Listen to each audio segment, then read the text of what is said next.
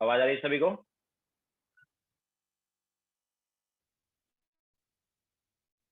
Okay, so good morning to all. ठीक है, तो स्टार्ट करते हैं थोड़ी देर में। 2-3 मिनट वेट कर लेते हैं, देन स्टार्ट करते हैं, ठीक है।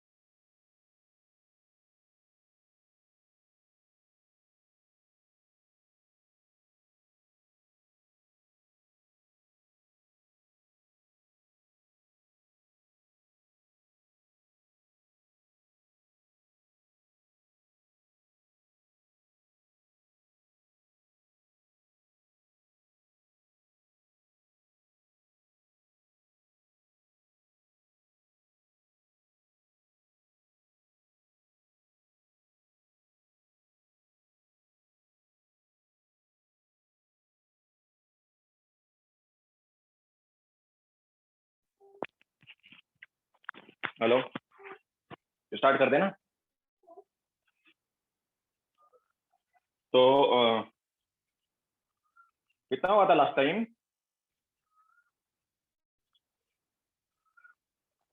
साक्षी, थर्मोकेमिस्ट्री तो हो गया ना, अभी थर्मोडायनेमिक्स का सेकंड वाला पार्ट चल रहा है। राहिल, रेजोनेंस एनर्जी के बाद भी हमने काफी कुछ कराया भाई। रेजोनेंस एनर्जी के बाद भी हमने कराया काफी कुछ।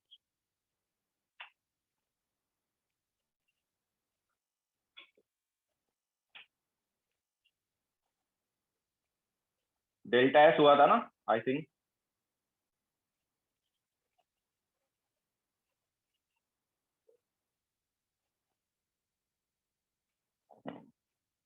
सेकंड लो है ना।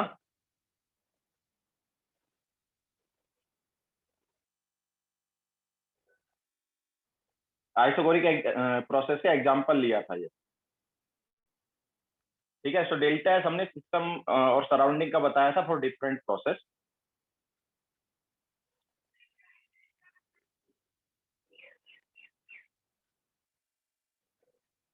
Yes yes yes.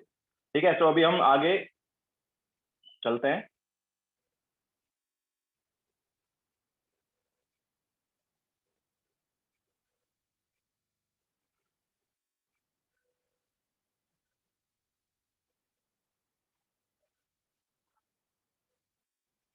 ओके, सो आगे चलते हैं। This is lecture number I think 12। आज का जो लेक्चर है लेक्चर नंबर 12 है। हाँ, 12 नहीं, 13 है शायद। लेक्चर 13।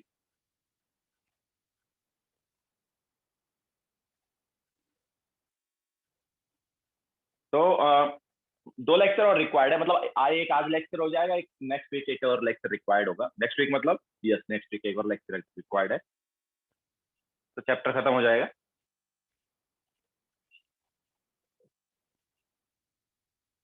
ओके, तो स्टार्ट करते हैं।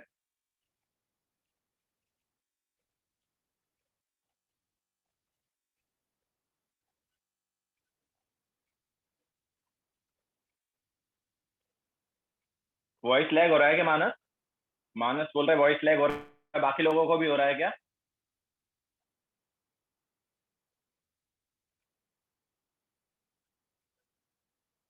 नहीं हो रहा? ओके। तनवीर सर, आप लास्ट टाइम का FBO 21 बोल दो ना। एक्चुअली नहीं आ रहा वो करेक्ट आंसर। लास्ट टाइम का FBO 21 कौन सा? तनवीर, FBO 21 तो हमने डिस्कस कराया है ना। FBO 21 हम डिस्कस कर चुके हैं ऑलरेडी।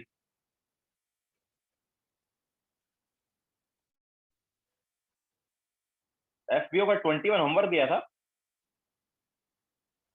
अच्छा, FBO 21। Okay okay okay. 21 and 22 homework था। 1 मिनट 1 मिनट देखने दो।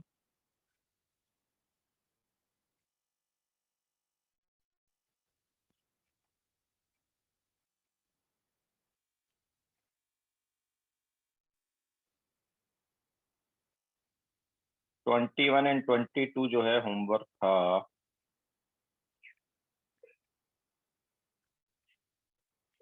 इजी है यार, दोनों में फॉर्मूला ही तो है भाई। आइसोथर्मल एक्सपेंशन का फॉर्मूला ऑलरेडी तुम्हें बताया है 22 में। और 21 में क्या है? इनिशियल वॉल्यूम्स हुआ, उसमें टेम्परेचर कांस्टेंट है, तो वो भी हमारे पास क्या है? 21 भी आइसोथर्मल है। दोनों का डेल्टा एस हमने बताया है ना। दोनों का डेल्टा एस का फॉर्मूला हमने बताया है। डायरेक्ट सब्स्टिट्यूट करना है। लास्ट लेक्चर में हमने डेल्टा एस का फॉर्मूला बताया ना आइसोथर्मल प्रोसेस के लिए। वो सब्स्टिट्यूट करना है direct. Delta S is equal to क्या बताया था आइसोथर्मल के लिए? NCV ln T2 बाई, देखो ये हमारे पास एक्चुअली होता था NCV ln T2/T1 NR ln V2/V1, ये होता था। ठीक है, तो आइसोथर्मल प्रोसेस में क्या होता है? आइसोथर्मल प्रोसेस में ये वाला पार्ट जीरो हो जाएगा, तो इसकी वजह से क्या आएगा? जस्ट ये वाला पार्ट आएगा। ओके ना, यहाँ पर याद रखना NR है।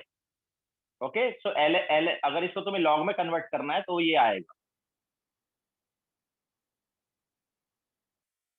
लॉग में कन्वर्ट करने के लिए 2.303 आएगा। ओके, तो तुमने यहाँ पर मिस्टेक की होगी, ln और log में डिफरेंस है। ln is log base e और log इज log बेस 10। समझ में आया?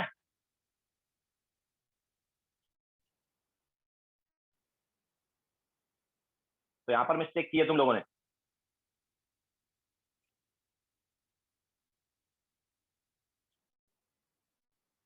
ठीक है, अब आगे चलते हैं।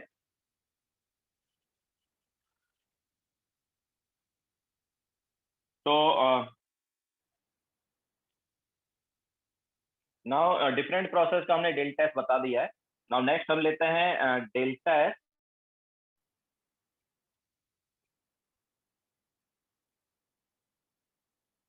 For solids and liquids. तो सॉलिड्स एंड लिक्विड्स वगैरह के लिए डेल्टा एस कैसे निकालेंगे? तो ऐसे एक एग्जांपल ले लेते हैं हम। देखो, हमारे पास कोई मेटल ब्लॉक है।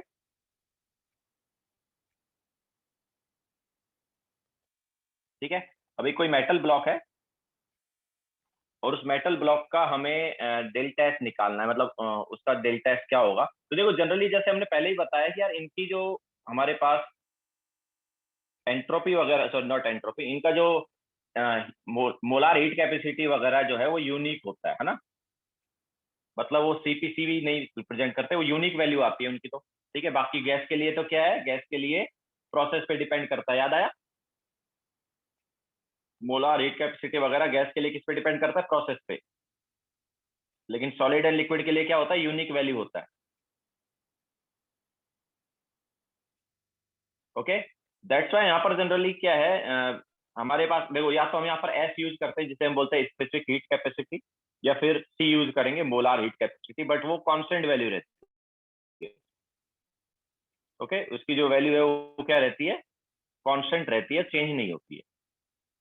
तो वही वाला हम यूज करेंगे। तो हमारे पास देखो क्या है, एक कोई मेटल ब्लॉक है और वो ओपन एटमोस्फेयर में रखा हुआ है। ठीक है, metal block in open atmosphere, एक ऐसे एग्जांपल ले लिया हम।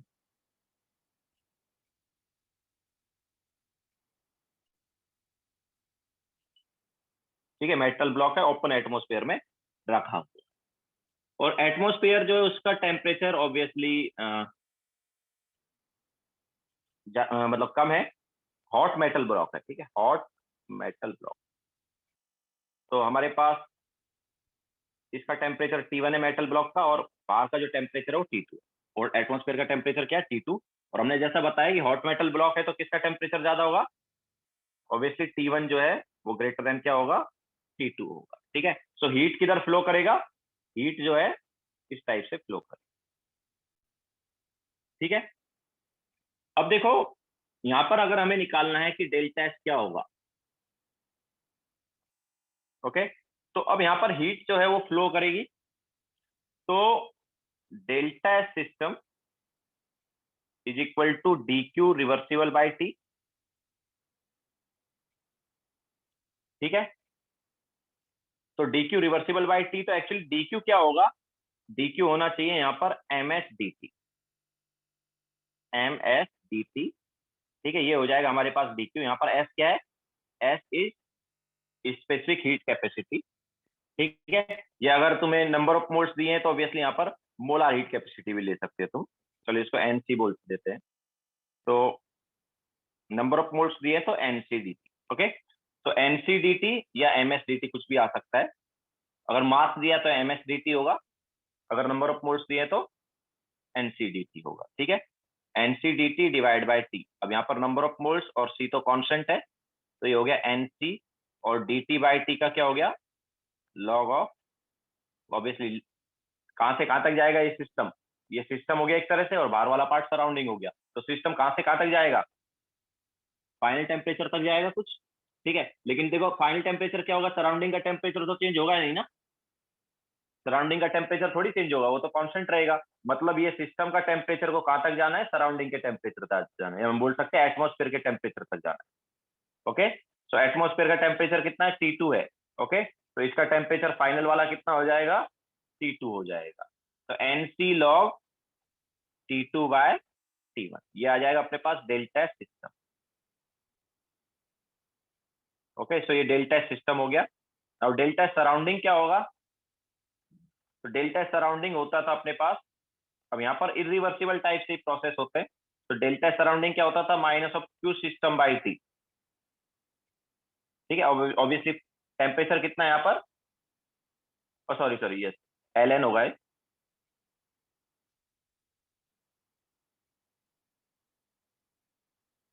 Okay, so minus Q system by T. Now what is Q system? तो क्यू सिस्टम जो है वो ऑब्वियसली क्या होगा? क्यू सिस्टम क्या होगा? M S delta T. तो एम एस डेल्टा टी या एन सी डेल्टा टी। तो एन सी डेल्टा टी मतलब final temperature minus initial temperature divide by T. T ये कौन सा टेम्परेचर है भाई? ये टेम्परेचर कौन सा है? ये सराउंडिंग का टेम्परेचर है। ठीक है, तो सराउंडिंग का टेम्परेचर क्या लिया हमने? T2 लिया है। ओके,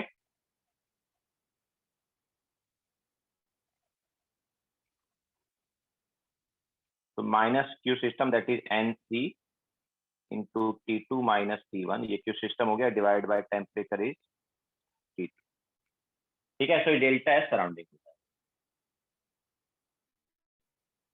तो यहाँ पर या तो एम एस आएगा, ये वाले पार्ट की जगह क्या आ सकता है? एम एस भी आ सकता है यार। ठीक है, एनसी की जगह क्या आएगा? एम एस आएगा। ओके, तो यहाँ पर जो क्यू होता है वो क्या होता है? या तो होता है एम एस डेल्टा टी या फिर एन सी डेल्टा। ओके, अगर मैं डी क्यू की बात करूंगा तो डी क्यू क्या होगा? D Q is M S D T या फिर N C D T. Okay, याद रखना है। मतलब तुम्हें मास दिया गया है तो स्पेसिफिक हीट यूज कर लो। ठीक है, और नंबर ऑफ मोल्स दिए हैं तो मोलार हीट कैपेसिटी यूज कर लो। तो तुम्हें क्या दिया उस पर डिपेंड करेगा। ओके, तो फॉर्मूले में क्या आएगा? डेल्टा सिस्टम के लिए क्या आएगा? N C L N T two by T one या फिर एम एस। एनसी की जगह क्या आ सकता है? एम एस आ सकता है, वहां पर एस क्या? Specific heat. Okay, so M S L N T two by T. और डेल्टा सराउंडिंग वाले फॉर्मूले में क्या आएगा?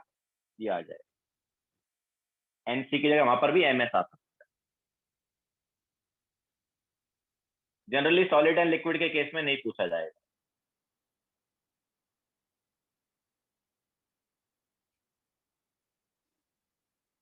तो हमने एक ऐसे ही एग्जांपल लिया कि हमारे पास एक सॉलिड है, वो सॉलिड जो है ओपन एटमॉस्फेयर में रखा हुआ है और गर्म है थोड़ा। ठीक है, तो गर्म है तो ऑब्वियसली क्या होगा? उसका टेम्परेचर चेंज होगा। तो टेम्परेचर चेंज होगा तो डेल्टा सिस्टम एंड सराउंडिंग को इस टाइप से हम बता सकते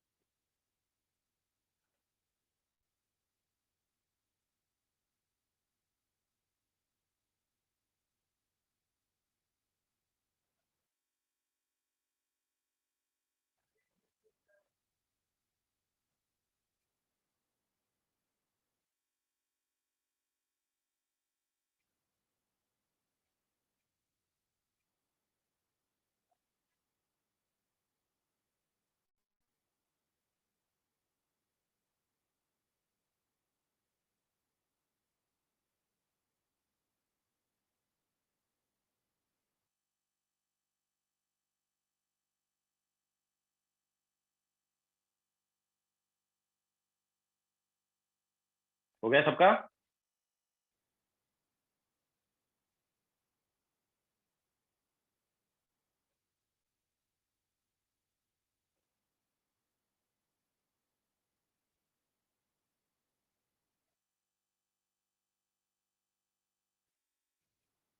ये सराउंडिंग का टेम्परेचर इंक्रीज एटमॉस्फेयर का टेम्परेचर इंक्रीज थोड़ी होता है रिया। एटमॉस्फेयर तो बहुत बड़ा है ना, उसका टेम्परेचर कभी इंक्रीज होगा? वो तो infinite amount of heat consume कर सकता है ना। ओके,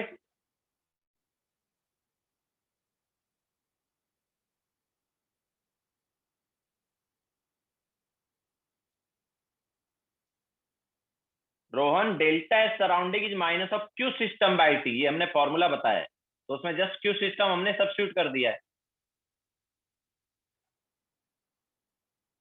यस भैया, इंटीग्रेशन में लिमिट लिमिट T1 से T2 ही लगाया है ना हमने। सिस्टम का टेम्परेचर T1 से, सॉरी लिखा नहीं ना, यस सॉरी। सो जो लिमिट है it is T1 to T2। चलो ऐसा करते हैं, एक और एग्जांपल ले लेते हैं हम। ठीक है, ये फर्स्ट एग्जांपल हो गया। एक और इसी टाइप का कुछ एग्जांपल लेते हैं सॉलिड लिक्विड का। ये लिख लिया सबने?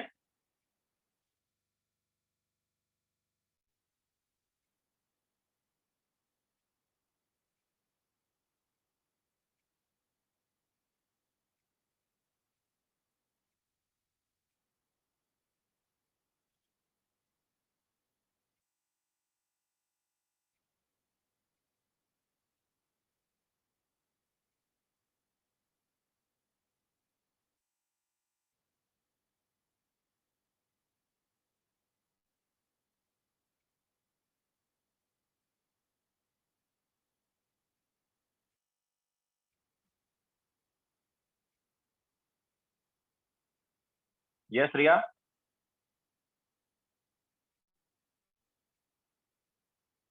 Sir what is HRT? Dev Singh sir, what is HRT? HRT किधर लिखा? NRT है भाई वो। NRT भी नहीं दिख रहा, कहाँ है? HRT NRT किधर दिख रहा है भाई? HRT किधर है? हीट है वो तो। HRT नहीं है वो, हीट है। अंदर का टेम्परेचर जो है।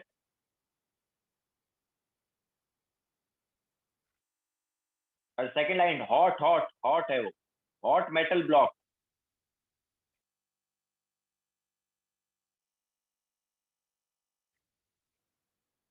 Okay, yeah, you said that surrounding can absorb infinite energy and release infinite energy without changing its temperature since। Yes Riya, बिल्कुल। सराउंडिंग का टेम्परेचर तो हम कांस्टेंट ही लेंगे।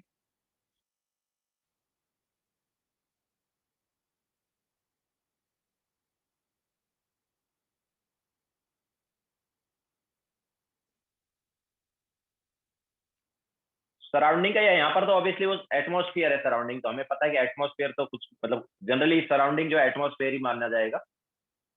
तो इनफाइनाइट अमाउंट ऑफ हीट जो है क्या कर सकता है, कंज्यूम कर सकता है। तो उसका टेम्परेचर जो है कांस्टेंट ही लिया जाएगा। चले आगे, हो गया सबका?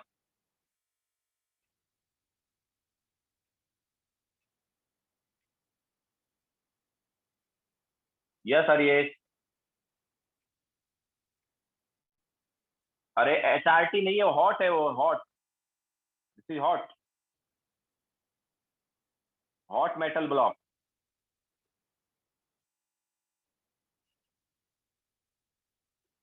ठीक है।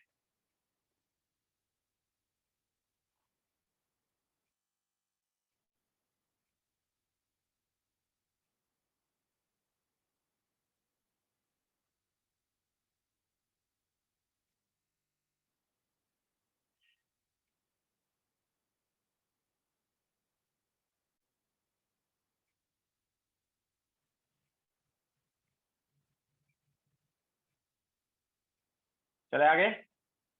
अब एक और एग्जांपल ले लेते हैं, देखो।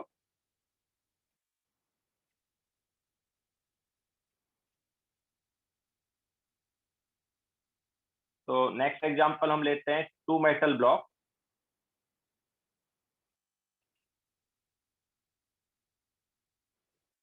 To metal block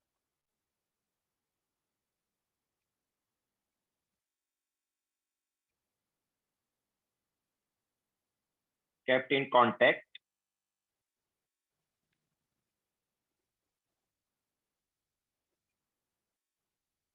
in thermostat। तो एक्चुअली थर्मोस्टेट में तो टेम्परेचर रहेगा उनका कुछ, बट यहाँ पर क्या है, दोनों का टेम्परेचर डिफरेंट है। ये हमारे पास एक का टेम्परेचर जो है मैं बोल देता T1 है, और एक का टेम्परेचर जो है T2 है।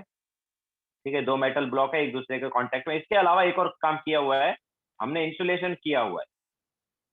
चारों साइड क्या किया हुआ है? इंसुलेशन। इसका मतलब क्या है? इंसुलेशन किया है, इसका मतलब है कि बाहर हीट नहीं जा सकती सराउंडिंग।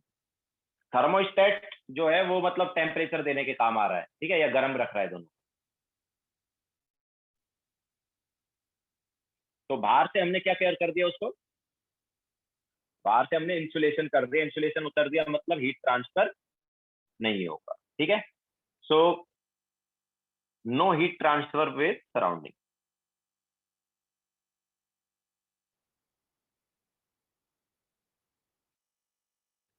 इसका मतलब क्या है, अगर सराउंडिंग के साथ हीट ट्रांसफर नहीं होगा तो क्या होगा, डेल्टा सराउंडिंग क्या हो जाएगा, 0 हो जाएगा। नहीं प्रिया, अलग अलग टेम्परेचर है ना, एक का टेम्परेचर T1 है, एक का टेम्परेचर T2 है।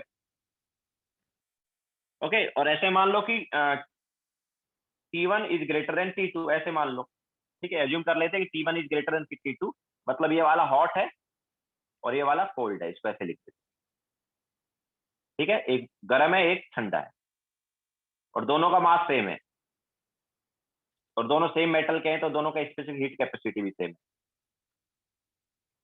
ओके, अब डेल्टा सराउंडिंग तो हो गया 0। क्यों हुआ delta surrounding 0? Because obviously insulation किया हुआ है।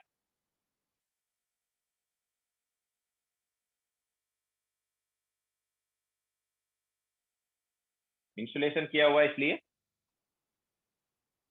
थर्मोस्टेट जो है उनको टेम्परेचर दिया है, थर्मोस्टेट के थ्रू उनको क्या दिया है, टेम्परेचर दिया है। ठीक है, चलो इसको थोड़ा थर्मोस्टेट की वजह से लिख देते चलो। ठीक है, so two metal block kept in contact. Okay, बस ऐसे लिख देते। सो दो मेटल ब्लॉक है, दोनों एक दूसरे के कांटेक्ट में है, एक का टेम्परेचर T1 है, एक का टेम्परेचर T2, और हमने साइड से क्या किया, इंसुलेशन किया हुआ है। इंसुलेशन की वजह से कोई हीट ट्रांसफर नहीं होगा विद सराउंड। ठीक है, क्लियर है? दोनों का मास सेम है, एक का टेम्परेचर ज्यादा है, एक का टेम्परेचर कम, तो जिसका टेम्परेचर ज्यादा है वो हॉट बोल दिया उसको, दूसरे को बोल दिया कोल्ड। क्लियर है? थर्मोस्टेट क्यों निकाला? क्योंकि उसमें तुम्हें डाउट आ रहा था सर, बार बार हर मैं सभी को बता रहा था, फिर भी बोल रहे थे सर थर्मोस्टेट क्या है, थर्मोस्टेट क्या है। थर्मोस्टेट क्या है? थर्मोस्टेट के थ्रू उनको हीट किया गया है, ऐसा है। मतलब एक का टेम्परेचर T1 पर रखा था और दूसरे का T2 पर रखा, ऐसा था। बट ठीक है, सिंपल सा ये भी हो गया। इंसुलेशन का मतलब क्या है? इंसुलेशन का मतलब है कि साइड से हमने उसको इंसुलेट कर दिया।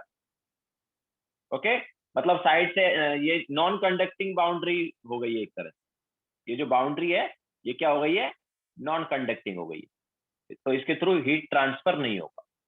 ओके, नहीं रियल बाउंड्री थोड़ी है राजदीप, नॉन कंडक्टिंग बाउंड्री दोनों टाइप की हो सकती है। सॉरी, रियल बाउंड्री दोनों टाइप की हो सकती है, कंडक्टिंग भी और नॉन कंडक्टिंग। जरूरी नहीं कि रियल बाउंड्री नॉन कंडक्टिंग हो। ओके, कंडक्टिंग भी हो सकता है, नॉन कंडक्टिंग भी हो सकता है। तो यहाँ पर जो है इंसुलेशन किया और वो जो बाउंड्री है वो नॉन कंडक्टिंग है, मतलब हीट ट्रांसफर नहीं होगा। इंसुलेशन का मतलब है कि हीट ट्रांसफर नहीं होगा, सिंपल सा फंडा है।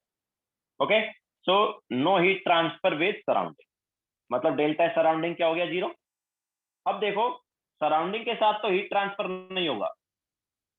Yes Riyaz, no heat transfer with surrounding due to insulation. Okay, insulation की वजह से ऐसा हो रहा है। तो अब देखो, सराउंडिंग में हीट ट्रांसफर नहीं होगा, लेकिन इनमें आपस में तो हीट ट्रांसफर होगा ना, होगा कि नहीं होगा? आपस में हीट ट्रांसफर होगा, तो उसकी वजह से फाइनल टेम्परेचर कुछ आएगा। तो फाइनल टेम्परेचर निकालने के लिए क्या करें, तो देखो, heat loss by hot is equal to heat gain by cold, लिख सकते हैं क्या?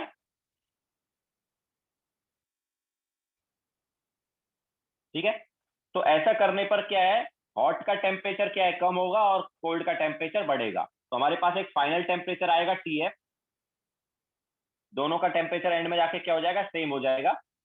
ठीक है, आपस में एक दूसरे को हीट क्या है, ट्रांसफर करेंगे, तो उसके थ्रू ऑब्वियसली हीट किधर से किधर, हॉट से कोल्ड की साइड हीट जाएगी।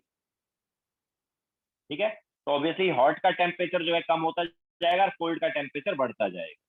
तो हमारे पास जो फाइनल टेम्परेचर है वो क्या होगा, फाइनल टेम्परेचर किसका ज्यादा, मतलब फाइनल टेम्परेचर TF है, वो ऑब्वियसली TF जो है T2 से ज्यादा होगा। फाइनल टेम्परेचर TF जो है T2 से ज्यादा होगा, लेकिन T1 से कम होगा। T1 से क्या होगा, कम होगा। ठीक है, now heat loss by hot is equal to heat gain by cold. तो इसको अप्लाई करके फाइनल टेम्परेचर निकाल लेते हैं। ओके, सो क्या आएगा फाइनल टेम्परेचर, देखो तो हीट लॉस बाय हॉट क्या आएगा, तो हीट क्या है, MS डेल्टा T ना, सो MS final temperature minus initial temperature कर दिया, क्योंकि हमें हीट लॉस देखना है।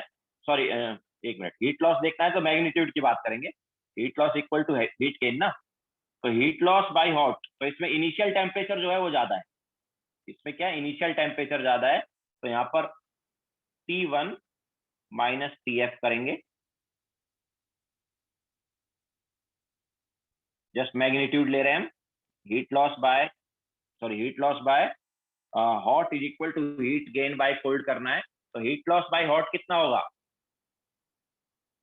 अगर मैं यहाँ पर T final minus T initial कर देता हूँ हीट लॉस बाय हॉट के केस में, T final minus T initial कर देता हूँ तो नेगेटिव आएगा, क्यों, क्योंकि हॉट वाले का फाइनल टेम्परेचर जो है वो क्या है, कम है ना, तो नेगेटिव वैल्यू आ जाएगी।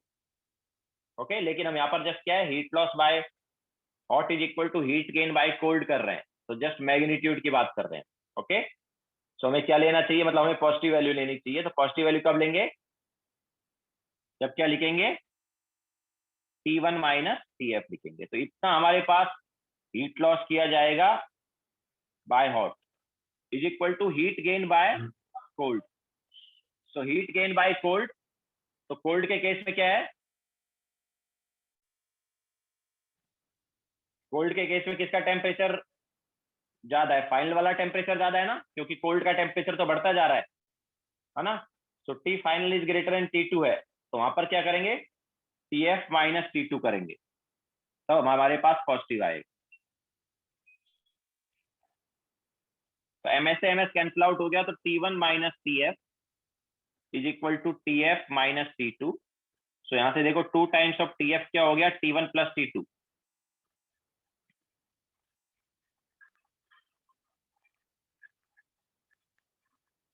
तो TF क्या आएगा, ये आ जाएगा एवरेज, और आना भी चाहिए था, ठीक है, इसको हम डायरेक्टली भी कर सकते थे, मास दोनों का सेम था और मोलार हीट कैपेसिटी भी दोनों की सेम थी, तो जो फाइनल टेम्परेचर दोनों का आता, yes both bodies are identical, तो दोनों का मास सेम था, दोनों का molar heat specific heat capacity same था, बिकॉज सेम मेटल है। ओके, तो ऐसे केस में ऑब्वियसली जो फाइनल टेम्परेचर आता है वो क्या आता है, एवरेज आता है। ओके, फाइनल टेम्परेचर क्या आता है, एवरेज आ जाता है ऐसे केस में, तो वही हो रहा है, अगर मास डिफरेंट होता और मोलार हीट कैपेसिटी डिफरेंट होती तो यही वाला कॉन्सेप्ट यूज करते। ओके, इसलिए हमने डायरेक्ट एवरेज नहीं लिख दिया, क्योंकि तुम्हें मास और स्पेसिफिक हीट अलग भी दे सकता है ना, तो फिर कैसे करते, तो कंफ्यूज हो जाते हैं ना। वैसे जनरली इस टाइप का क्वेश्चन नहीं पूछा जाएगा, सॉलिड एंड लिक्विड वाला केस नहीं पूछा जाता है मेन, ठीक है। यस राइट, ये चीज तो पता होनी चाहिए कि हीट लॉस बाय, जब भी हमारे पास दो बॉडी अलग अलग टेम्परेचर वाली बॉडी कांटेक्ट में होती है, तो heat loss by hot equal to heat gain by cold करते हैं, फिजिक्स में भी बताया होगा शायद, ये बताया है क्या, फिजिक्स में शायद इस टाइप का कुछ बताया हो। ओके, तो वही वाली चीज हमने यूज की है। Sakshi, sir so in the end final temperature are not same but heat is same, right, नहीं साक्षी, फाइनल टेम्परेचर सेम हो गया ना, फाइनल टेम्परेचर ही है ये, दोनों का फाइनल टेम्परेचर सेम होगा, दोनों का फाइनल टेम्परेचर ये होगा T1 plus T2 bye 2। Okay, सब दोनों का फाइनल टेम्परेचर आ गया, now what is delta S, so delta S system is equal to delta S of cold plus delta S of hot, ठीक है, कोल्ड एंड हॉट दोनों का delta S add कर देंगे, तो उससे डेल्टा एस सिस्टम आ जाएगा, तो वो क्या होगा ये, तो कोल्ड वाले का क्या होगा भाई, कोल्ड वाला जो है T2 से T फाइनल तक जा रहा है और हॉट वाला T1 से T फाइनल तक जा रहा है, सो MS ln TF upon T2 ये हो गया कोल्ड वाला, एंड दूसरा क्या हो गया MS ln TF upon T1। Okay, तो क्या आ जाएगा ये, so this is MS ln PF square upon T1 T2। Okay, ऐसे भी लिख सकते हैं ना इसको, या फिर वैल्यू सब्स्टिट्यूट कर देना जो भी। ओके, सो MS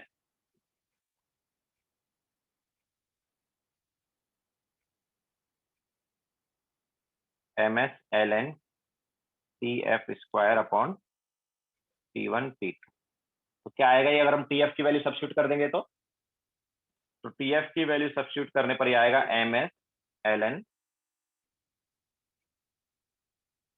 T1 प्लस T2 का स्क्वायर अपॉन 4 T1 T2।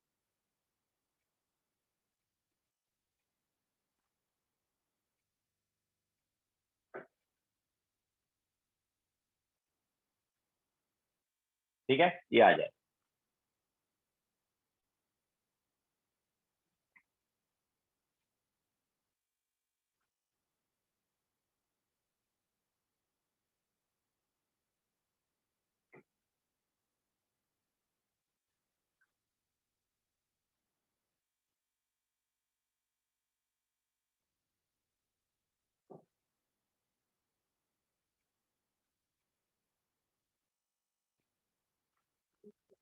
एक मिनट प्रीवियस पेज दिखाऊं, रुको एक मिनट, देख लो।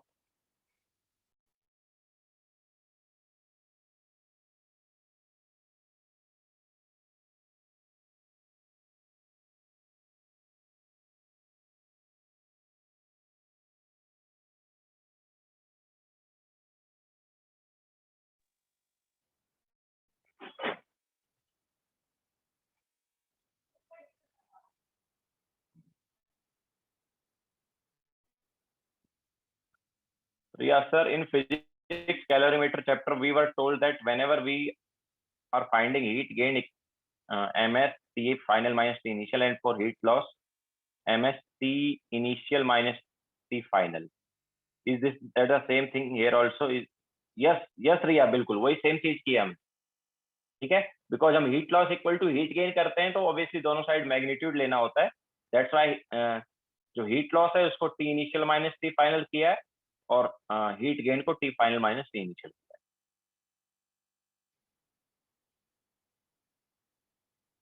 सर डिनोमिनेटर में 4 कैसे आया, स्क्वायर हो रहा है ना यार, टीएफ का स्क्वायर करेंगे ना, तो टीएफ का स्क्वायर करेंगे तो टीएफ में 2 आ रहा है ना, डिवाइड बाय 2 है ना, तो उसका स्क्वायर हो जाएगा ना 4।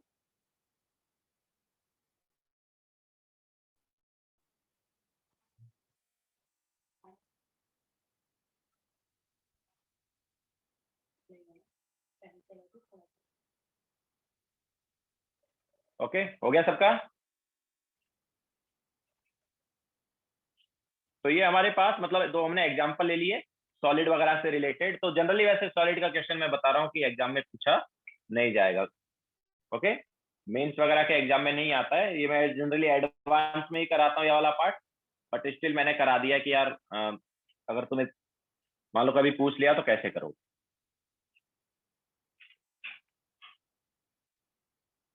Yes Amok.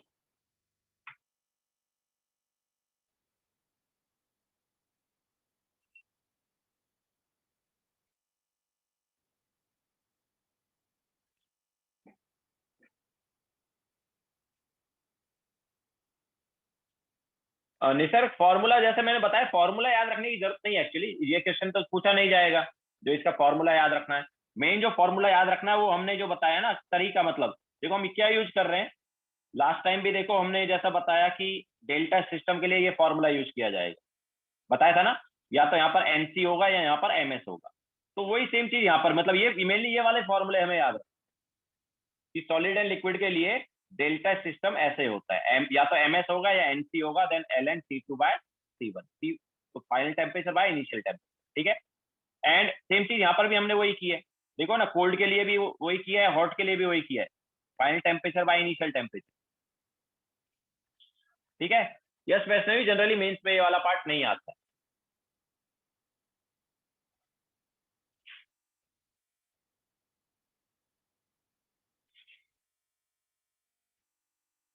हो गया सबका।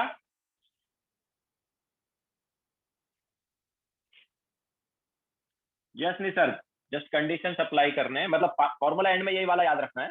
अगर याद रखने की बात करोगे तो MS L N T2 by T1, या फिर NCln T2 बाई T1। ठीक है, जनरली यही फॉर्मूला याद। ओके, सॉलिड एंड लिक्विड के लिए ये फॉर्मूला होता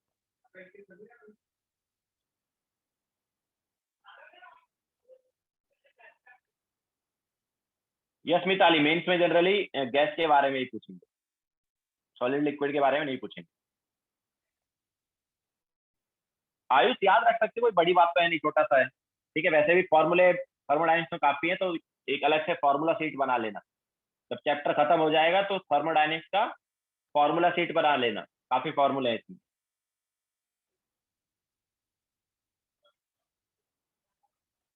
यस रिया, देख लो।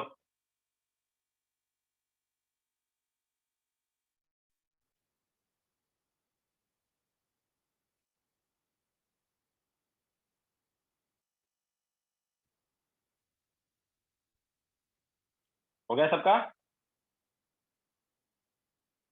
चले आगे।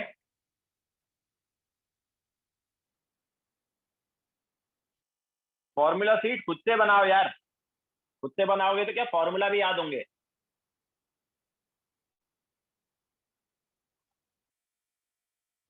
यस राहिल।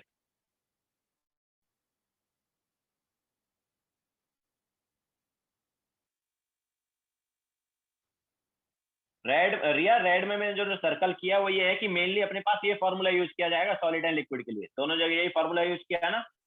फर्स्ट वाले एग्जांपल में भी यही यूज किया, सेकंड में भी यही यूज किया।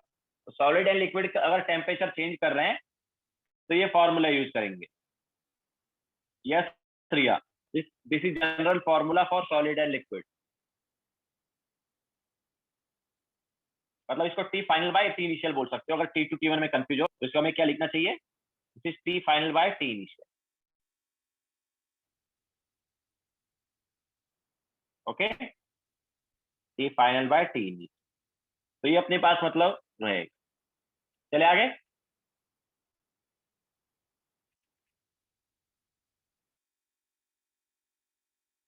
तो ये तो था यार कि हमारे पास जब सॉलिड और लिक्विड वगैरह हैं वो सेम फेस में है, मतलब सॉलिड है और सॉलिड अपना टेम्परेचर चेंज कर रहा है, या लिक्विड है और लिक्विड अपना टेम्परेचर चेंज कर रहा है, सेम फेस में रहते हुए, तब हमारे पास डेल्टा एस क्या होगा वो हमने बताया। ठीक है। Now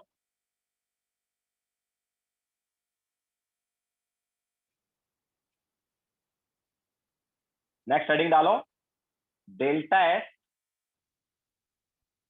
for phase change.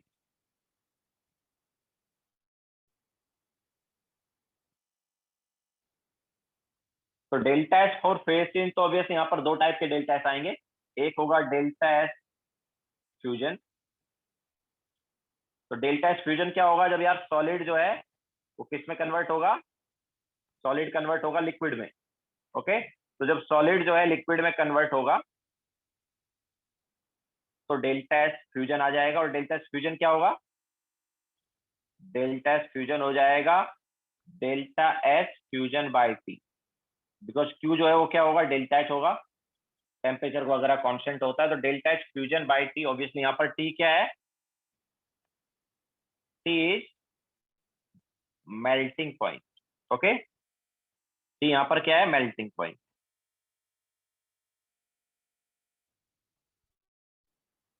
Okay, so delta H equal to delta H fusion by T.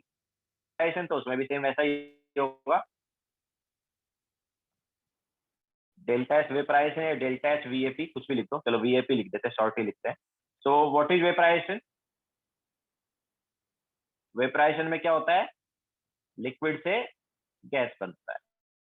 तो वहां पर क्या होगा formula, so delta S equal to क्या हो जाएगा, enthalpy of vaporization, delta H vaporization divide by T, and T यहाँ पर क्या है, ठीक है यहाँ पे बताओ, वेपराइजेशन के लिए कौन सा टेम्परेचर होता है, बॉइलिंग पॉइंट।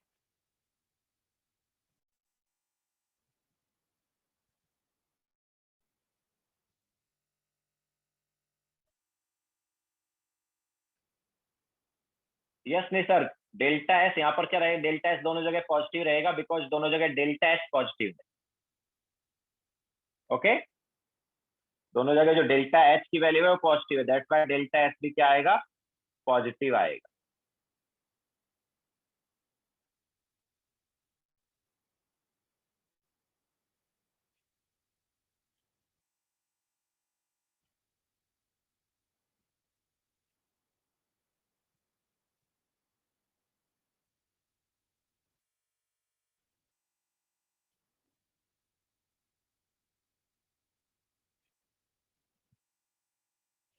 रियल डेरिवेशन देखो क्या है, डेरिवेशन तो वही है ना यार।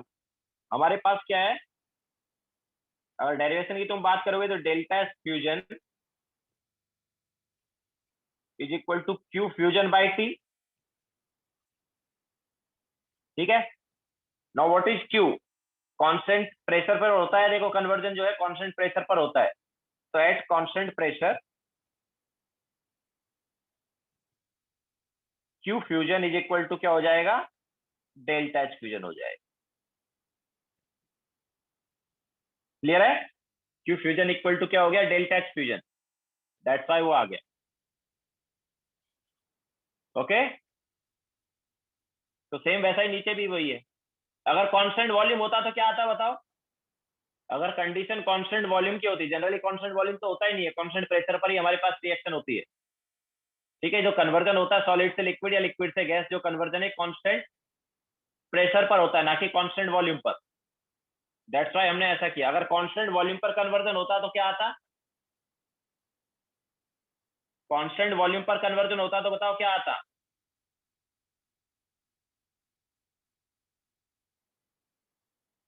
कांस्टेंट प्रेशर पर हीट होता है delta H. Constant pressure Q पर हीट जो है क्यू, वो क्या होता है, डेल्टा एच होता है। लेकिन कांस्टेंट वॉल्यूम पर हीट क्या होता है बताओ? कांस्टेंट वॉल्यूम पर हीट क्या होता है, डेल्टा यू होता है।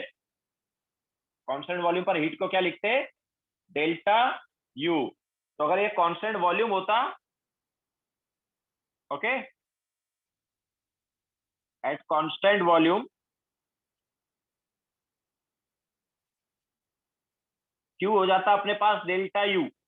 क्यू क्या हो जाता, डेल्टा यू। तो अगर वहां पर हमें डेल्टा एस फ्यूजन को ही लिखने को बोलता तो क्या आता, it should be delta S fusion by T. और डेल्टा एस वेपराइजेशन लिखने को अगर कोई बोलता तो क्या आता, वो डेल्टा यू वेपराइजेशन बाय। समझ आया? लेकिन अपने पास जो सॉलिड से लिक्विड और लिक्विड से गैस जो कन्वर्जन है वो कांस्टेंट प्रेशर पर हो रहा है।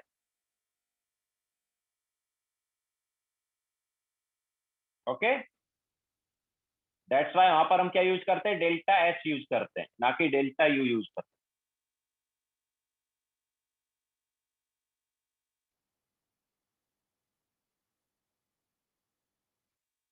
ओके,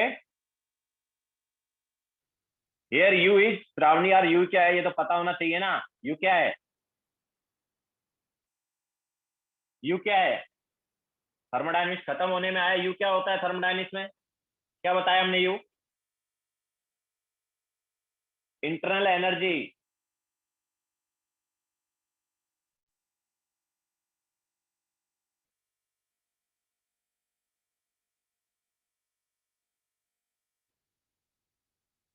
इसका मतलब श्रावणी पढ़ नहीं रहे हो तुम? होमवर्क किया है कि नहीं किया तुमने?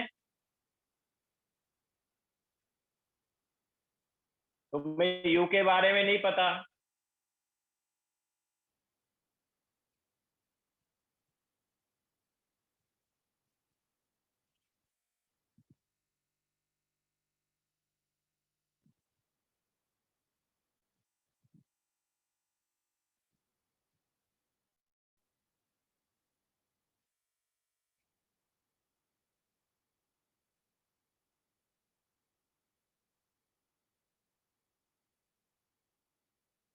हाँ थ्रू नेक्स्ट लेक्चर में खत्म हो जाएगा। हो गया सबका?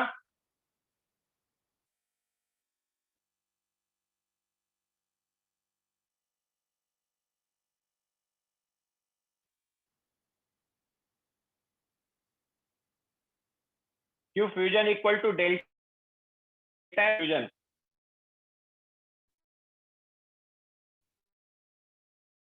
फ्यूजन है कांस्टेंट प्रेशर पर क्यू क्या लिखा जा सकता है, डेल्टा एच। तो वो डेल्टा एच फ्यूजन है वो।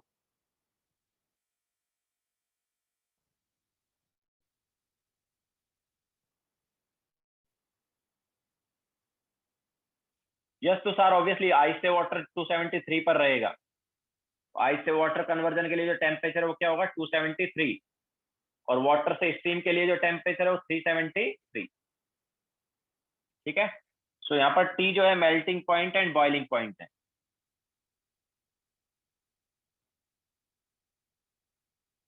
तो जब फेज चेंज होगा तो फेज चेंज पर हम क्या यूज करेंगे? Generally delta H vaporization and delta H fusion use करेंगे।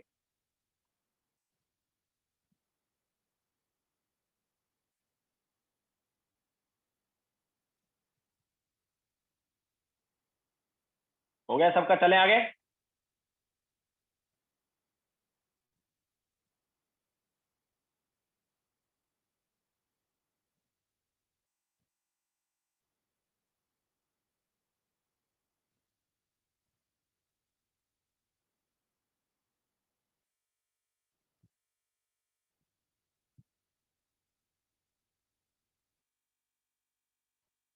ठीक है, नाउ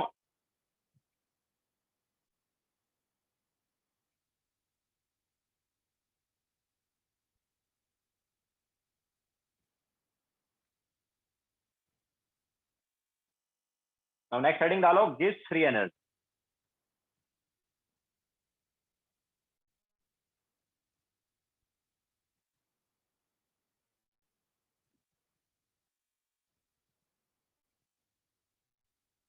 जिसको हम रिप्रेजेंट करते हैं जी से।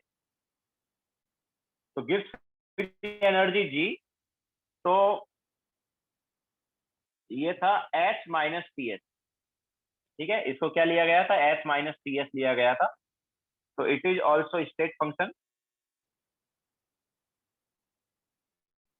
एंड एक्सटेंसिव प्रॉपर्टी है भी।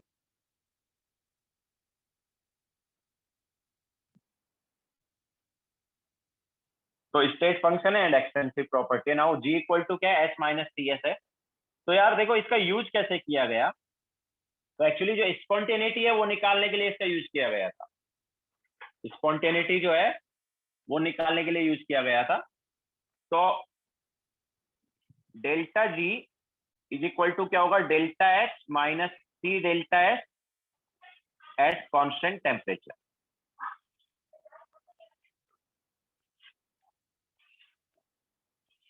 ठीक है, तो केमिकल रिएक्शन की जो स्पॉन्टेनिटी है वो इसके थ्रू निकाली जाती है, डेल्टा जी के थ्रू।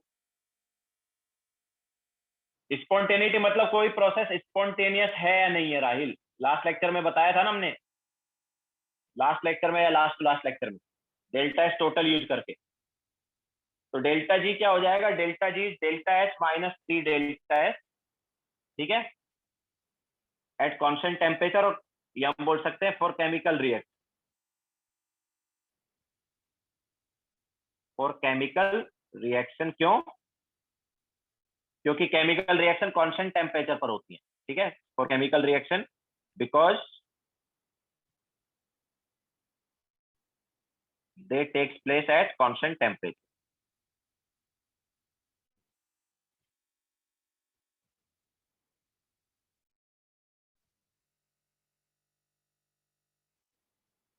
ओके, तो केमिकल रिएक्शन के लिए डेल्टा जी क्या हो गया? Delta H minus C delta H.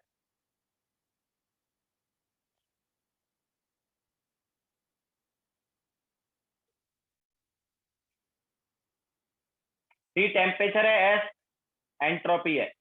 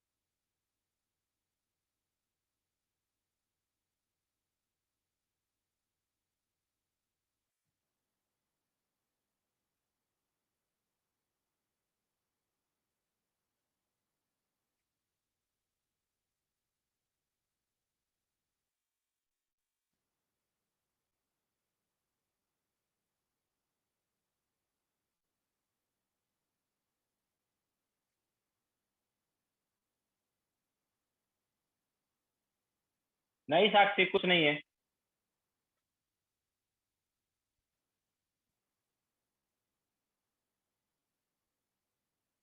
Bracket में लिखा है for chemical reaction because they takes place at constant temperature.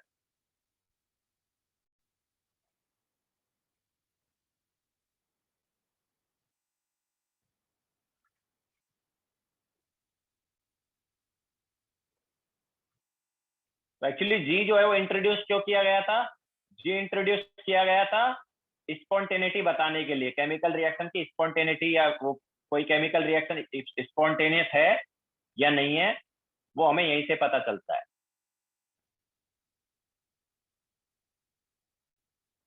चले आगे, लिख लिया सबने?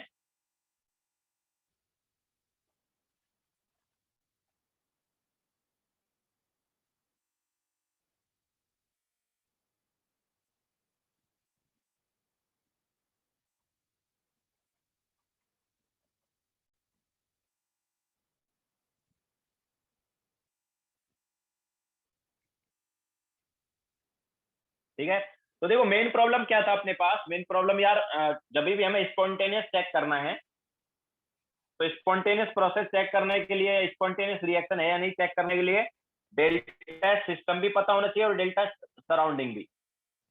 ठीक है, तभी हम कर सकते थे कि प्रोसेस या रिएक्शन स्पॉन्टेनियस है या नहीं है। लेकिन देखो अभी क्या है, जी की बात अगर हम करेंगे तो हमें जब सिस्टम का पता होगा तो हम बता देंगे। तो देखो spontaneity of chemical reaction,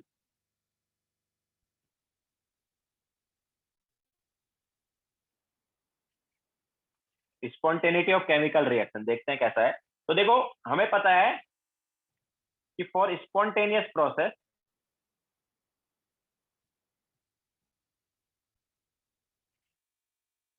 sorry spontaneous process नहीं, केमिकल रिएक्शन की बात कर रहे हैं। सो फॉर स्पॉन्टेनियस रिएक्शन क्या होना चाहिए बताओ? Delta system plus delta surrounding greater than zero होना चाहिए नहीं? ठीक है, चलो पहले लिख देते delta total greater than zero. Okay, होना चाहिए कि नहीं होना चाहिए बताओ, ये बताया था हमने। तो delta total greater than zero होना चाहिए, मतलब delta system plus delta surrounding जो है ये ग्रेटर देन जीरो होना चाहिए।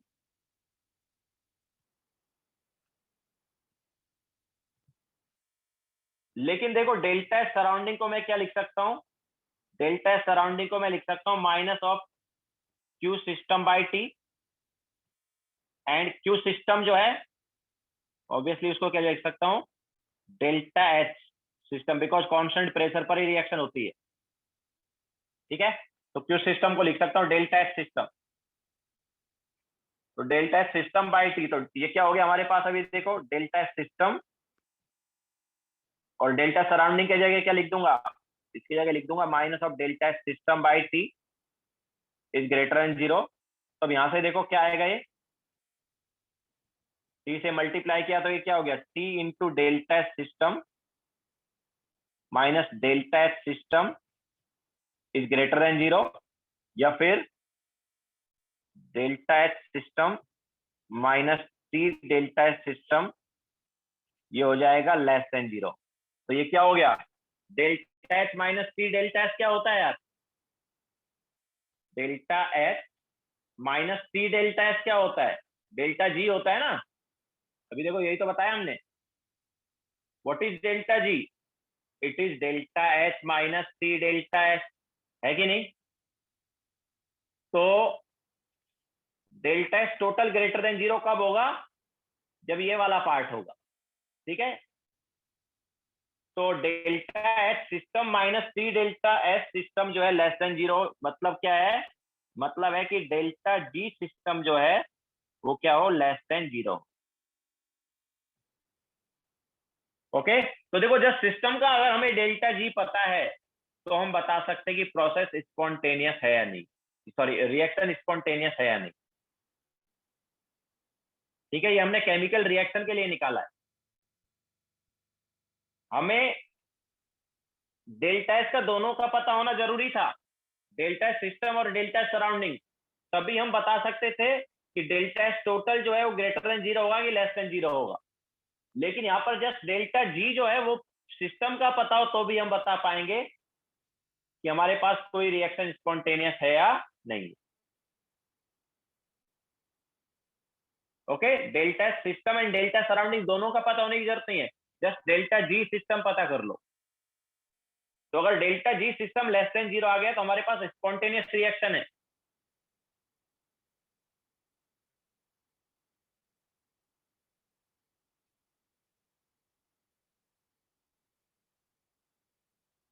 Rahil, delta H minus T delta H less than 0 आना चाहिए ना। ये देखो, ये ग्रेटर देन 0 हुआ ना, फिर ये डेल्टा एच को तुम दूसरी साइड लेके गए और टी डेल्टा एच को भी दूसरी साइड लेके गए, तो तुम्हारे पास ये आ गया, delta H minus T delta H less than 0 होना चाहिए, मतलब कि डेल्टा जी लेस देन 0 होना चाहिए।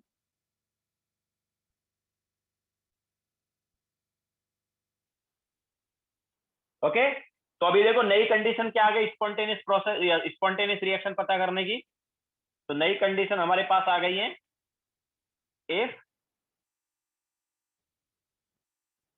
If delta G, obviously system की बात कर रहे हैं, if delta G less than 0 then spontaneous reaction,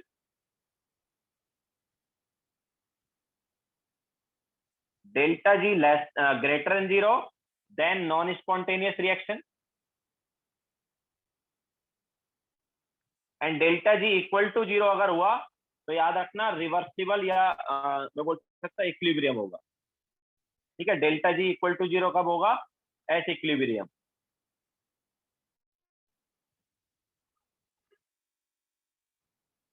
तो जब डेल्टा जी इक्वल टू 0 हो जाएगा तो हमारे पास इक्विलिब्रियम पे होगी reaction, chemical equilibrium next chapter आएगा। ठीक है, yes, all these R delta G system. ठीक है, हम डेल्टा जी सिस्टम को डेल्टा जी लिख देते हैं बाय डिफॉल्ट। अगर कहीं पर डेल्टा जी लिखा हुआ है तो डेल्टा जी सिस्टम ही होगा। ओके, तो ये हमारे पास नई कंडीशन आ गई है, अगर डेल्टा जी लेस देन 0 है तो स्पॉन्टेनियस रिएक्शन होगा, अगर डेल्टा जी ग्रेटर देन 0 है तो नॉन स्पॉन्टेनियस होगा, अगर डेल्टा जी इक्वल टू 0 है तो इक्विलिब्रियम होगा।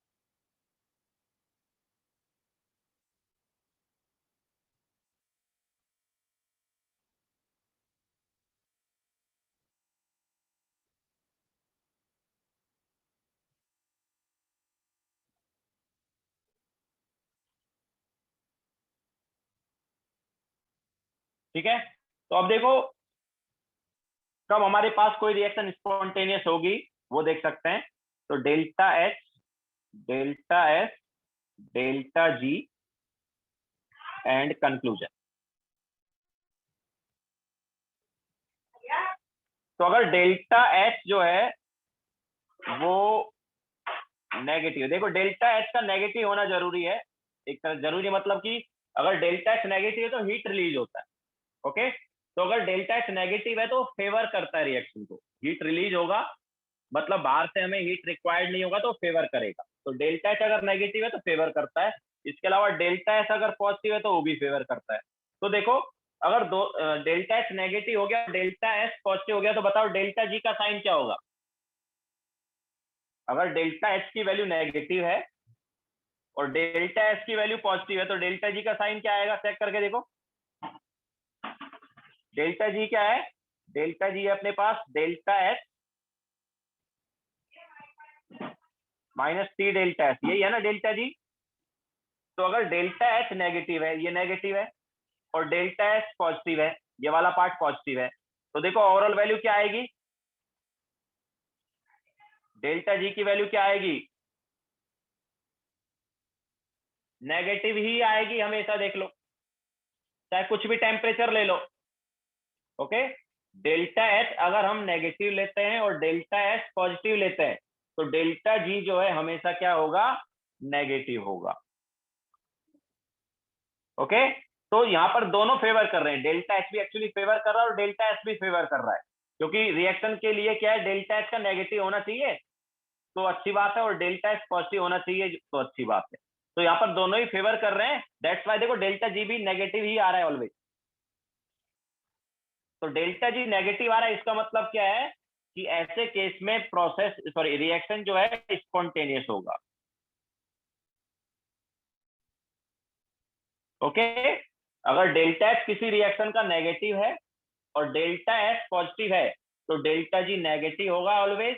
तो कंक्लूजन में क्या आ गया कि रिएक्शन भी स्पॉन्टेनियस होगा ऑलवेज। ठीक है, अब हम क्या करते हैं, थोड़ा चेंज करते हैं। हम बोलते हैं कि यार डेल्टा एच जो है वो पॉजिटिव हो गया, मतलब डेल्टा एच अपोज कर रहा है। डेल्टा एच क्या कर रहा है? अपोज कर रहा है, बट डेल्टा एच अभी भी फेवर कर रहा है। अब देखो डेल्टा जी का साइन क्या हो सकता है?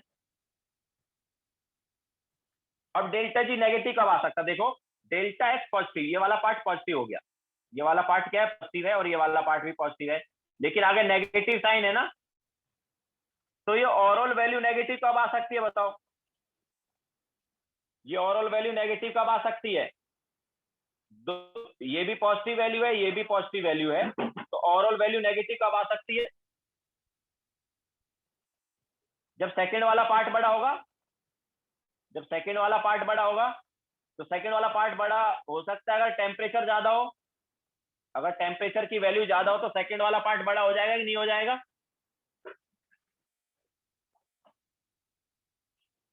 ठीक है, तो टेम्परेचर ज्यादा अगर हो गया तो हमारे पास नेगेटिव आ जाएगा। ठीक है, तो हम इसको ऐसे बोल सकते हैं, नेगेटिव एट हाई टेम्परेचर। ठीक है, तो obviously spontaneous at high temperature. तो ऐसे कंडीशन में देखो टेम्परेचर ज्यादा ही रिक्वायर्ड होता है। ओके, अगर हमारे पास एंडोथर्मिक रिएक्शन है तो कुछ एंडोथर्मिक रिएक्शन हो जाती है, बट उनके लिए क्या टेम्परेचर ज्यादा रिक्वायर्ड होता है।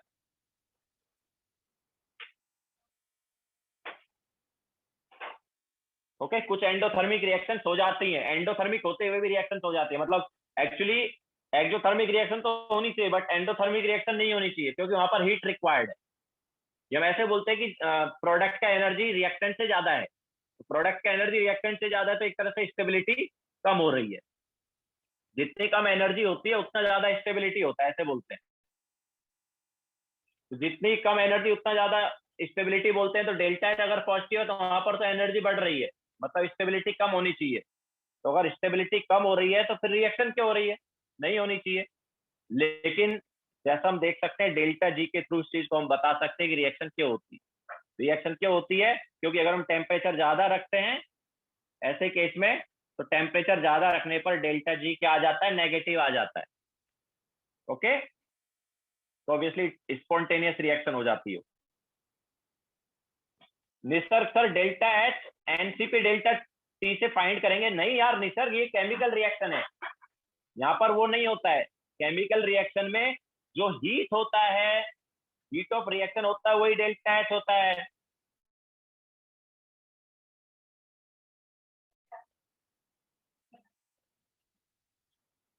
ठीक है, नाउ अब देखो, अब यहाँ पर तो मैंने क्या किया था, मैंने बोला कि डेल्टा एच फेवर कर रहा है और सॉरी डेल्टा एच अपोज कर रहा है, और डेल्टा एच क्या कर रहा है? फेवर कर रहा है। अब उल्टा कर देते हैं। अब मैं क्या बोलता हूँ यार, ये तो अपने पास नेगेटिव है, मतलब डेल्टा एच फेवर करेगा, लेकिन डेल्टा एच भी नेगेटिव हो गया। तो डेल्टा एच नेगेटिव हो गया तो वो अपोज कर रहा है। ओके, यहाँ पर कौन अपोज कर रहा है स्पॉन्टेनिटी को? डेल्टा एच, एंट्रोपी अपोज कर रहा है, क्योंकि एंट्रोपी क्या होना चाहिए? पॉजिटिव होना चाहिए। अब देखो ओवरऑल वैल्यू नेगेटिव कब आ सकती? अब देखो ओवरऑल वैल्यू नेगेटिव कब आ सकती है? हमारे पास देखो डेल्टा एच जो है वो क्या है? नेगेटिव है। ठीक है, तो डेल्टा एच नेगेटिव, ये वाला पार्ट जो है ये क्या हो गया? नेगेटिव हो गया, और ये भी नेगेटिव है, तो आगे नेगेटिव साइन की वजह से पॉजिटिव हो गया। तो सेकंड वाला पार्ट जो है वो पॉजिटिव हो रहा है। फर्स्ट वाला पार्ट तो नेगेटिव हो रहा है, सेकंड वाला पार्ट पॉजिटिव हो रहा है। ओवरऑल वैल्यू नेगेटिव चाहिए। ओवरऑल वैल्यू क्या चाहिए? नेगेटिव। इसका मतलब क्या है कि सेकंड वाला पार्ट छोटा हो, सी डेल्टा एस वाला पार्ट क्या है? छोटा हो। तो छोटा कब होगा? जब टेम्परेचर क्या लेंगे? कम लेंगे।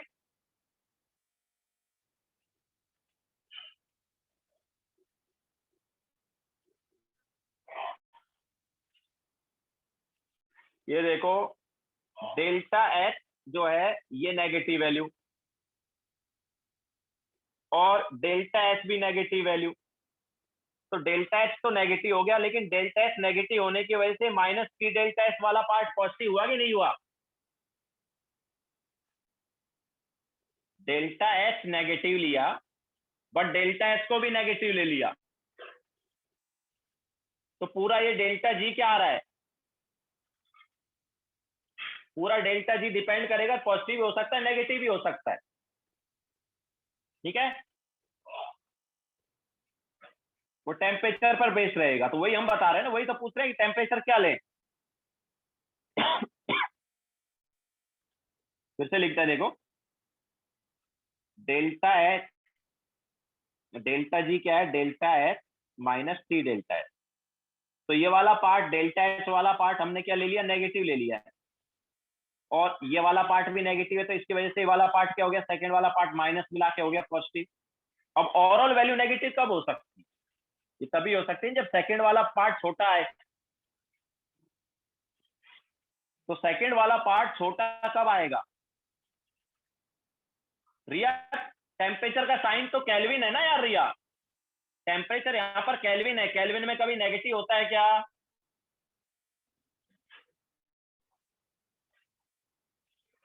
टेम्परेचर केल्विन में ले रहे हैं ना हम, तो केल्विन में तो कभी नेगेटिव टेम्परेचर होता ही नहीं ना।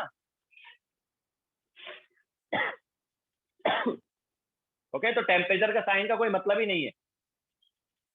ओके, तो ओवरऑल वैल्यू जो है, फिर से देखो, डेल्टा एच नेगेटिव है यहाँ पर, डेल्टा एच नेगेटिव है, और माइनस, देखो डेल्टा एच नेगेटिव होने की वजह से माइनस टी डेल्टा एच क्या आ गया, पॉजिटिव आ गया। तो ओवरऑल वैल्यू नेगेटिव कब होगी, जब ये पॉजिटिव वाला पार्ट छोटा हो। ओके, और पॉजिटिव वाला पार्ट छोटा कब होगा, जब टेम्परेचर क्या हो, लो हो। समझ आया कि नहीं आया। तो ये नेगेटिव कब हो सकता है, एट लो टेम्परेचर, मतलब कि ऐसे केस में रिएक्शन स्पॉन्टेनियस कब होगी, एट लो टेम्परेचर होगी। ओके, जब डेल्टा एच नेगेटिव होगा और डेल्टा एच नेगेटिव होगा, दोनों नेगेटिव होंगे, तो रिएक्शन स्पॉन्टेनियस हो जाएगी लो टेम्परेचर पर। बट अगर हमने टेम्परेचर बढ़ा दिया, देन डेल्टा जी क्या हो जाएगा, ऐसे केस में पॉजिटिव हो जाएगा। तो डेल्टा जी के पॉजिटिव होने की वजह से फिर रिएक्शन नॉन स्पॉन्टेनियस हो जाएगी, मतलब रिएक्शन नहीं होगी। एंड लास्ट वाला केस ले लेते हैं कि दोनों अपोज करेंगे।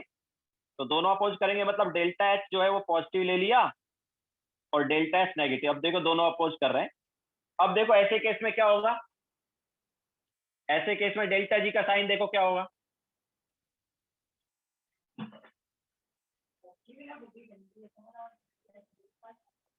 डेल्टा जी देखो ऑलवेज पॉजिटिव होने वाला है अभी, है कि नहीं। अगर डेल्टा एच का साइन हम पॉजिटिव ले लेते हैं और डेल्टा एच का साइन नेगेटिव ले लेते हैं, तो डेल्टा एच का साइन नेगेटिव और आगे क्या है, आगे ऑलरेडी नेगेटिव साइन है ना, तो ये नेगेटिव नेगेटिव वाला पार्ट पॉजिटिव, तो ये भी पॉजिटिव और ये भी पॉजिटिव। ओके, तो दोनों पार्ट मिला के क्या आएगा, पॉजिटिव आएगा। तो ऐसे केस में डेल्टा जी जो है वो पॉजिटिव ऑलवेज होगा। ये हम बोल सकते हैं कि ऐसी जो रिएक्शन है वो नॉन स्पॉन्टेनियस होगी ऑलवेज। क्लियर है सभी को।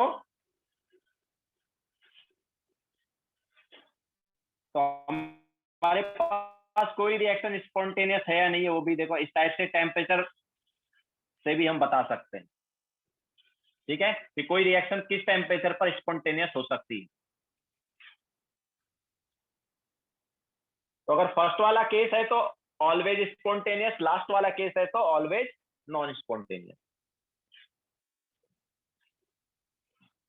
अगर डेल्टा एच नेगेटिव है मतलब एक्सोथर्मिक रिएक्शन है तो फेवर करता है, अगर एक्सोथर्मिक रिएक्शन है तो क्या करता है, फेवर करता है।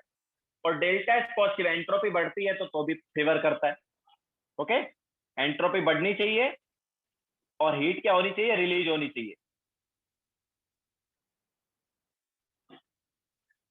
एंट्रोपी बढ़नी चाहिए और हीट क्या होनी चाहिए, रिलीज होनी चाहिए, तो फेवर करते हैं।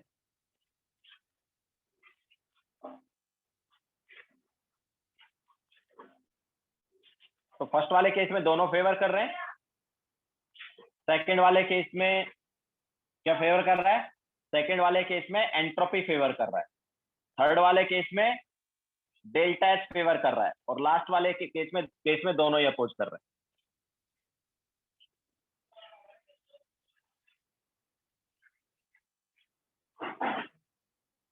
यस नहीं सर, लास्ट हम ये जो है डेल्टा जी जो है सिस्टम का, अगर हमें पता है तो हम बता सकते हैं कि स्पॉन्टेनियस है या नहीं है रिएक्शन।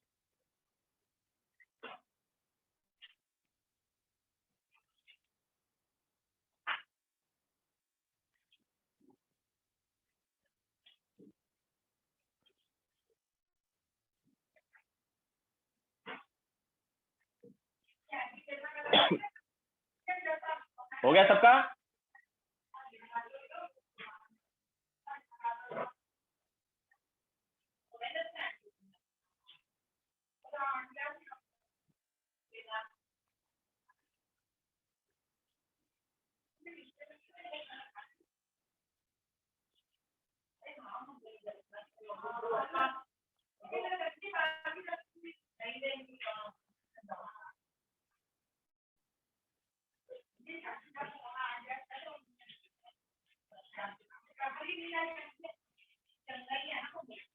चले आगे। तो चलो क्वेश्चन ले लेते हैं अभी।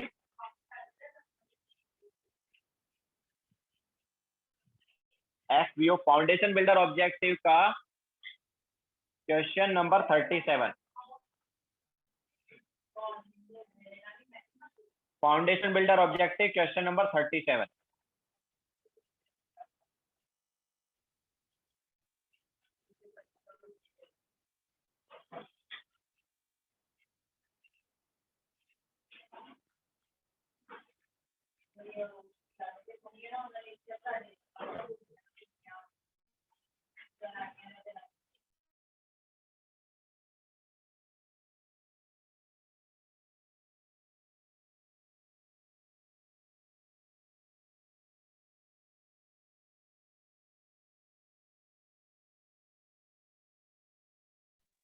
Thirty seven.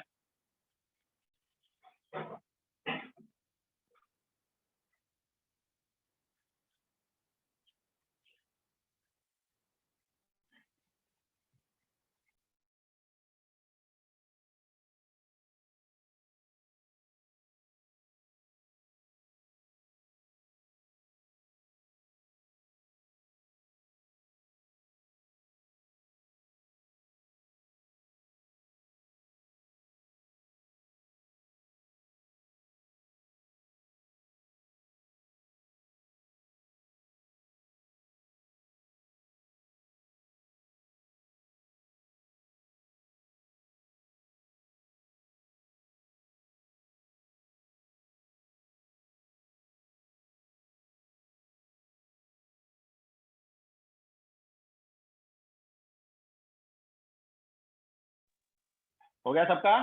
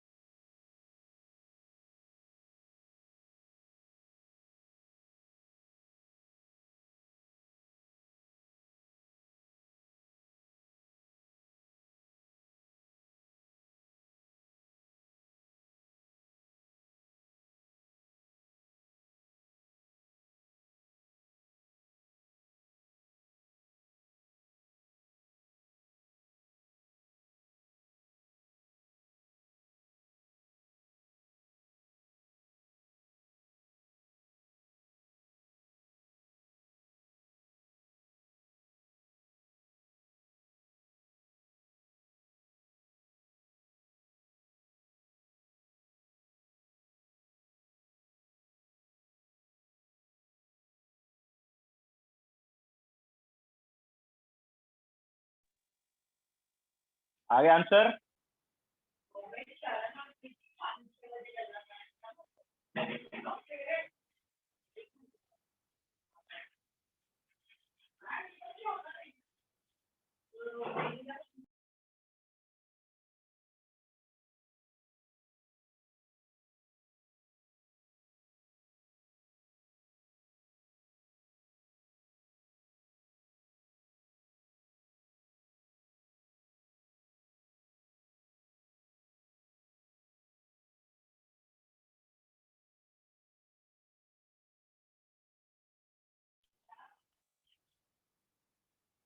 हाँ, सो डेल्टा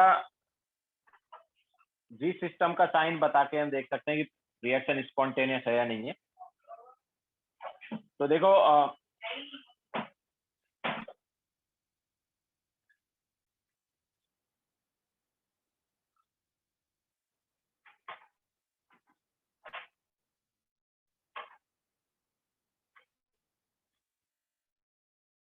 सिंपल सा है, हमें देखना है कि delta H minus C delta S जो है वो लेस देन 0 कब होगा। ओके, तभी हमारे पास प्रोसेस स्पॉन्टेनियस है। तो 85 किलोजूल है वो, किलोजूल में को जूल में कन्वर्ट करो बिकॉज डेल्टा एस जूल में। ओके, तो 85,000 joule minus T delta S, तो टी हो गया डेल्टा एस क्या है 198, तो ये वैल्यू लेस देन 0 होना चाहिए। मतलब 85,000 इज लेस देन क्या होना चाहिए 198 केल्विन, सॉरी 198 इंटू टी, हम बोल सकते हैं 198 T should be greater than 85,000। So T क्या आना चाहिए, T should be greater than 85,000 divide by 198। तो इतने टेम्परेचर से ज्यादा अगर होगा तो प्रोसेस जो है वो क्या, सॉरी रिएक्शन जो है क्या हो जाएगा, स्पॉन्टेनियस हो जाएगा। तो कितना टेम्परेचर आया ये आया 429.29 kelvin. Okay, so correct option कौन सा हुआ, ऑब्वियसली सी ऑप्शन जो है वो करेक्ट हो गया। क्लियर है क्या?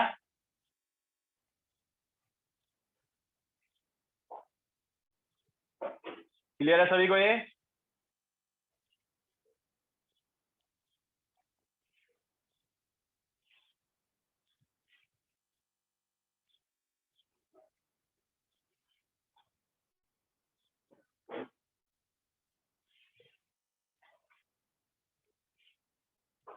ओके, तो ये हमारे पास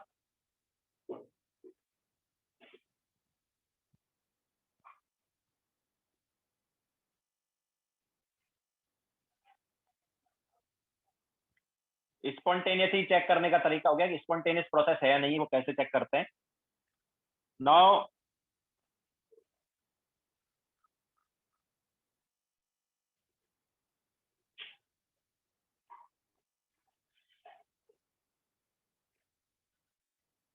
डेल्टा जी ऑफ रिएक्शन जो है वो क्या होता है, तो डेल्टा जी ऑफ रिएक्शन क्या होगा, it is sum of stoichiometric coefficient into delta G of formation of product. Generally इस पे क्वेश्चन नहीं आता है, कुछ क्वेश्चन है नहीं बुकलेट में, बट अगर कभी आ गया तो जैसे डेल्टा एच का फंडा यूज करते हैं वैसे डेल्टा जी का। तो अगर किसी रिएक्शन का डेल्टा जी निकालना है और रिएक्टेंट एंड प्रोडक्ट का डेल्टा जी फॉर्मेशन पता है तो सेम अप्लाई कर दोगे जैसे डेल्टा एच के टाइम अप्लाई करते थे। तो delta ji formation of reactant, तो प्रोडक्ट माइनस रिएक्टेंट करेंगे, ठीक है। यहाँ पर डेल्टा जी एफ क्या है, it is gives free energy of formation.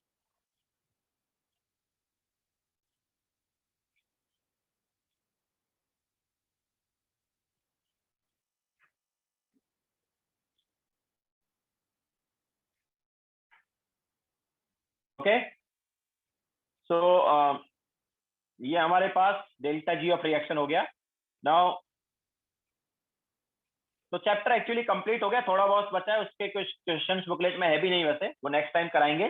तो होमवर्क जो है वो फुल चैप्टर है, ठीक है, पूरा चैप्टर अभी तुम कर सकते हो, जो बचा हुआ पार्ट है।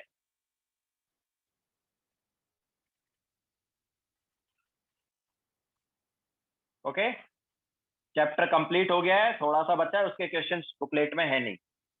तो ऑब्वियसली क्या बचा हुआ है, फाउंडेशन बिल्डर ऑब्जेक्टिव में ये बचा हुआ है, ये सेकंड लॉ वाला पार्ट, सॉरी सेकंड लॉ वाला पार्ट बचा है। इसके अलावा get equip to JEE Main and windows to JEE Main, इतना ही तो बचा है, बाकी सब तो पहले ही हो गया ना।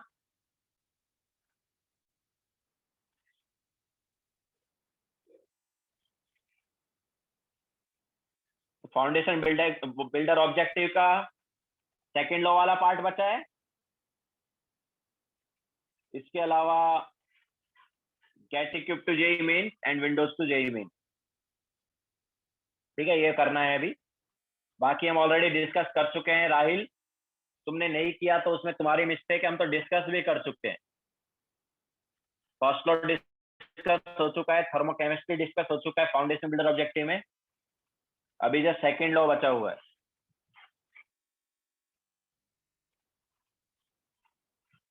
Okay, so yes Riya, class is over.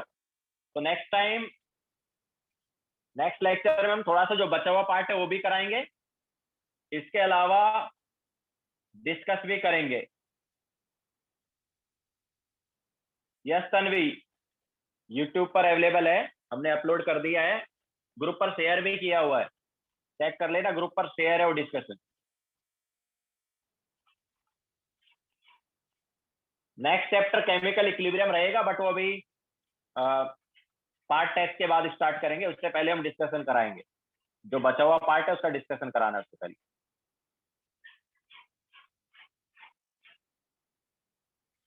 Okay, तो लेक्चर एंड करते हैं।